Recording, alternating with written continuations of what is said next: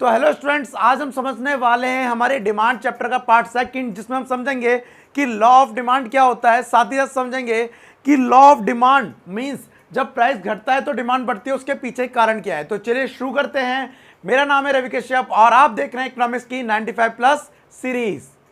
तो well students, आज का जो हमारा पहला टॉपिक है वो है लॉ ऑफ डिमांड। देखिए, ऑलरेडी अब तक हम पार्ट फर्स्ट डिस्कस कर चुके हैं और डिमांड क्या होती है, इंडिविजुअल डिमांड, मार्केट डिमांड क्या होती है, वो डिस्कस कर चुके हैं।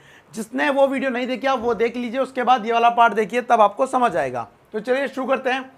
लॉ ऑफ डिमांड क्या होता है। देखिए, नॉर्मली सबको पता है कि प्राइस अगर किसी भी चीज के बढ़ते हैं तो डिमांड क्या होती है, घटती है, और अगर प्राइस घटेंगे तो डिमांड बढ़ेगी। ध्यान रखना, पहले किसको लेना है, प्राइस को। प्राइस की वजह से चेंज आएगा डिमांड में। अगर प्राइस में कोई चेंज आएगा तो चेंज किस में आ जाएगा, डिमांड में। ठीक है, अब इनके बीच जो रिलेशन होता है वो होता है नेगेटिव या इनवर्स रिलेशनशिप। मींस अगर प्राइस इंक्रीज होगा, if price increases then demand decreases, और अगर ये डिक्रीज होगा तो ये क्या हो जाएगा, इंक्रीज होगा। एग्जाम्पल के लिए मैं आपको यहां पर एक शेड्यूल बना के देता हूं। ये पी हो गया, ये हमारा क्यू हो गया। मान लीजिए 50, 40, 30, 20, 10। आप देख रहे होंगे कि कीमत जो है वो प्राइस है वो घट रहा है। घट कैसे रहा है, पहले 50 था, फिर 40 हो गया, फिर 30 हो गया, फिर 20 हो गया, फिर 10 हो गया। अब जब प्राइस घट रहा है तो डिमांड क्या होगी, बढ़ेगी। तो मैं एक एग्जांपल ले लेता हूं। जब प्राइस 50 है तो क्वांटिटी हम डिमांड कर रहे हैं 100 केजी। अब मैं केजी नहीं लिख रहा हूं, बस 100 यूनिट लिख लेता हूं। जब प्राइस फॉल्स हुआ तो क्वांटिटी बढ़ के हो गई 200, और फॉल्स हुआ तो हो गई 300, और गिरा 400, और अब 10 हो गई तो कितनी हो गई, 500। ये एक इमेजिनरी हम शेड्यूल ले लेते हैं समझने के लिए लॉ ऑफ डिमांड को। अब आपको बता दूं, लॉ ऑफ डिमांड का नॉर्मली मीनिंग आपको बता दिया है कि अगर प्राइस घटेगा तो डिमांड बढ़ेगी, और प्राइस बढ़ेगा तो डिमांड घटेगी। ये रिलेशन होता है। डेफिनेशन पढ़ते हैं।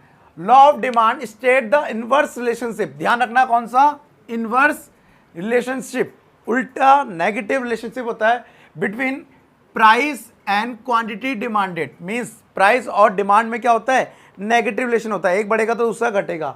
Main line, keeping other factor constant, keeping other factor constant. जिन लोगों ने पिछली वीडियो नहीं देखी है उन्हें ये शायद थोड़ा कंफ्यूजिंग लग सकता है। क्या, मैंने आपको बताया था determinants of demand. Determinants of demand क्या होते हैं कि प्राइस ऑफ द कमोडिटी, उसको अलग कर लेते हैं, बाद बाकी चार, बायर इनकम, बायर की income, price of related goods, future expectation and taste and preference. अगर इन चारों में चेंजेस आ रहा है, किन में, इन डिटर्मिनेंट्स में, इन फैक्टर्स में चेंज आ रहा है, तो लॉ ऑफ डिमांड काम नहीं करेगा। लॉ ऑफ डिमांड कहता है प्राइस बढ़ेगा तो डिमांड क्या होगी, घटेगी। लॉ ऑफ डिमांड ये कहता है प्राइस बढ़ेगा तो डिमांड घटेगी। लेकिन मुझे चाय बहुत ज़्यादा पसंद है, तो अगर चाय के प्राइस बढ़ेंगे तो क्या मैं डिमांड कम कर दूंगा। चाय मेरी फेवरेट है तो मैं क्या डिमांड कम कर दूंगा, नहीं करूंगा। क्यों, क्योंकि मेरी वो चीज़ क्या है, पसंद है, मेरे को उसमें बहुत ज़्यादा इंटरेस्ट है, बहुत ज़्यादा टेस्ट है। तो अगर उसके प्राइस बढ़ रहे हैं, डजंट मैटर, मैं तब भी डिमांड क्या करूंगा, ज़्यादा। तो इसीलिए कह रहा है कि लॉ ऑफ डिमांड तभी काम करेगा when keeping other factor constant. Constant मतलब आपका उस चीज़ में टेस्ट एंड प्रेफरेंस कॉमन रहना चाहिए, फ्यूचर में कोई एक्सपेक्टेशन ना हो प्राइस बढ़ने की, आपकी इनकम कांस्टेंट रहे, बढ़े ना, price of substitute goods do not change, कोई चेंज ना हो। तब जब ये सारे क्या हैं, कांस्टेंट है, कोई चेंज नहीं हो रहा है, और एक आप एक रैशनल कंज्यूमर हैं जो ज़्यादा इंटरेस्ट नहीं रखते, ज़्यादा किसी में नॉर्मल इंटरेस्ट है, तब अगर प्राइस बढ़ेगा तो आप उसकी डिमांड क्या कर देंगे, कम। ठीक है, सैलेड में नॉर्मली हम क्या कहते हैं, खाने में चलिए मान लेते हैं प्याज को लेते हैं, टमाटर सब खाते हैं, लेकिन हुआ क्या, जब प्याज महंगा होने लग गया तो सलाद के रूप में प्याज को अब नहीं लिया जाएगा। रीज़न, जब प्याज की कीमतें बढ़ रही हैं तो प्याज की क्वांटिटी या डिमांड क्या हो रही है, घट रही है। ठीक है, सो ये है लॉ ऑफ डिमांड। ये आप डेफिनेशन दे सकते हैं, ये उसका शेड्यूल बना सकते हैं। और अगर हम इसकी डायग्राम की बात करें तो आप चाहे इससे डायग्राम बना लीजिए। वाई एक्सिस, एक्स एक्सिस, यहाँ पर क्वांटिटी को शो किया जाता है, ऑलवेज याद रखना, और यहाँ पर प्राइस को शो किया जाता है। ठीक है, तो इसको गैप ले लेते हैं हम, और यहाँ पर गैप ले लेते हैं। प्राइस 10, 20, 30, 40, 50, 100, 200, 300, 400 और 500।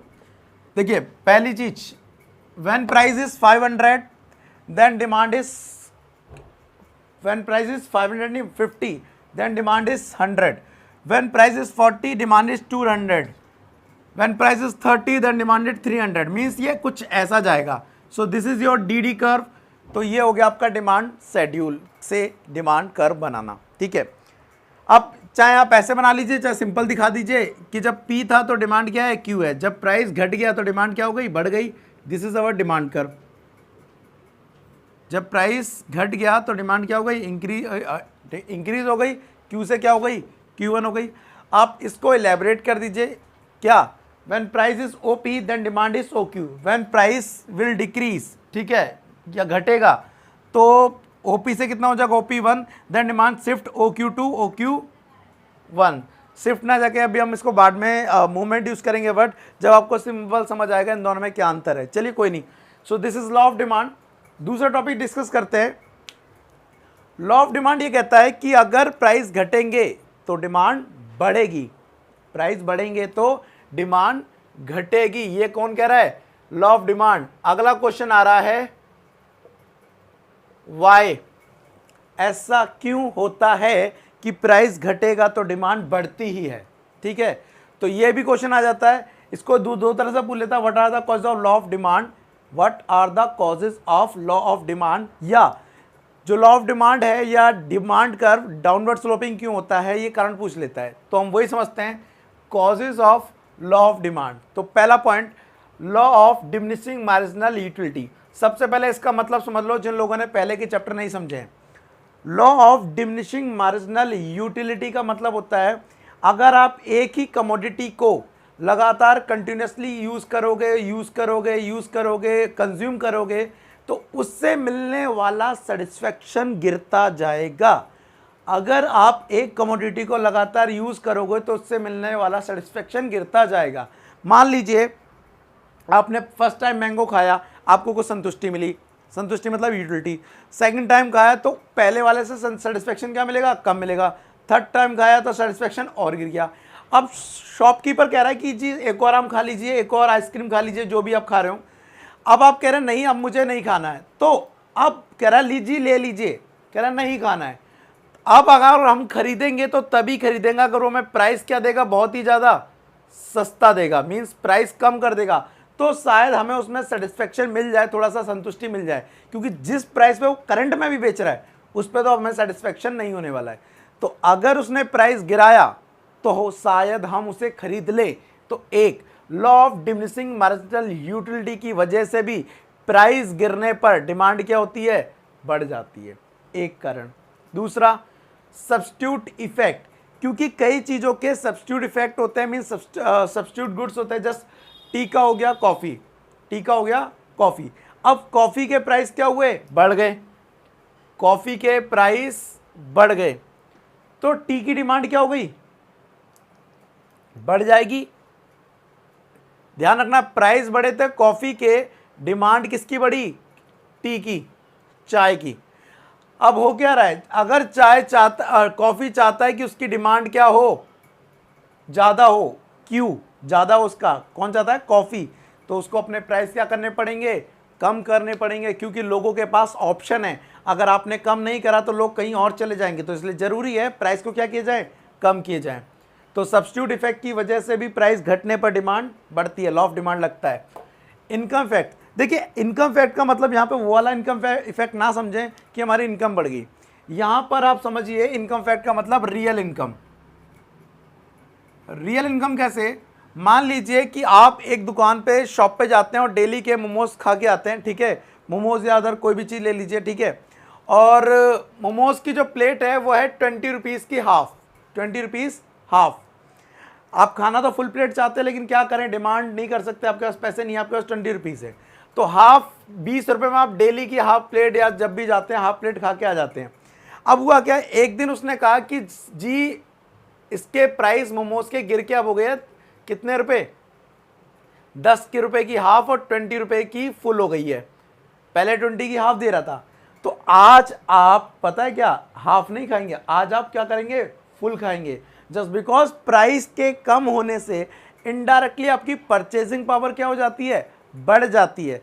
तो आप क्या करेंगे, डिमांड पहले की तुलना में बढ़ा देंगे। आज आप 20 रुपीज़ ही खर्च करेंगे दोबारा से, लेकिन आज आप बजाय हाफ प्लेट के आप कितना खर्च करेंगे, आप खर्च करेंगे फुल प्लेट खाएंगे। तो ऐसा भी होता है। तो यहाँ पर हमारी क्या बढ़ जाती है, इनडायरेक्टली इनकम तो नहीं बढ़ती है, लेकिन प्राइस कम होने से रियल इनकम बढ़ जाती है। समझना जरा।